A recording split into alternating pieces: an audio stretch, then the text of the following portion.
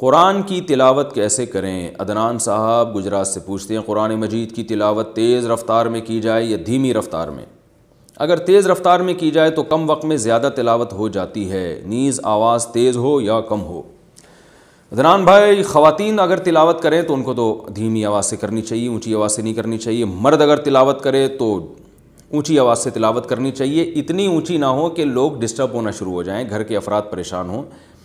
لیکن اس کی بڑی برکت ہوتی ہے، گھر میں جب اونچی آواز سے تلاوت ہوتی ہے تو حدیث سے یہ بات ثابت ہے کہ اس سے شیاطین کے اثرات گھر میں ختم ہوتے ہیں، فرشتے اس تلاوت کو سنتے ہیں، اس سے برکتیں ہوتی ہیں۔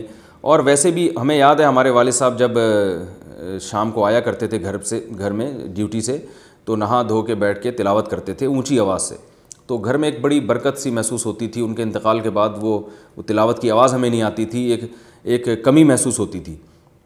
تو گھر کا سربراہ گھر میں بیٹھ کے اگر اونچی آواز سے تلاوت کرے تو اس کی اور ہی الگ برکت ہوتی ہے۔ لیکن اس میں یہ بات بہرحال ضروری ہے کہ گھر کے افراد کو تکلیف نہ ہو۔ ایسا نہ ہو کوئی بچہ آپ کا پڑھ رہا ہے، اسٹڈی کر رہا ہے، اس کا صبح ایگزام ہے اور آپ اس کو تلاوت سنا رہے ہیں، تو وہ بعض دفعہ پھر پریشانی کا سبب بنتی ہے یہ چیز۔ رہا یہ مسئلہ کہ اسپیڈ میں تلاوت کی جائے یا آہستہ رفتار سے، اسپیڈ میں بھی تلاوت کر سکتے ہیں، اور اگر آپ سمجھتے ہیں اس سے زیادہ تلاوت ہو جائے گی تو تیز رفتاری سے تلاوت کریں۔